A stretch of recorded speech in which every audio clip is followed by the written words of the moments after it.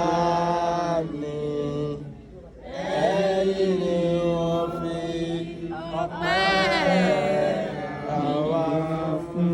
Nítorí pé a sùn ní orúkọ Jésù Kristi, Olúwa wa, àmín. Mo fẹ́ kí a sáré kà kékeré náà ní àká ìwé àlùfáà Sámúẹ́lì kejì orí 12 ẹsẹ̀ 13 sísàlẹ̀ ní kọ̀ọ̀fẹ́ ká kékeré. Dáfídì sì bi Ọlọ́run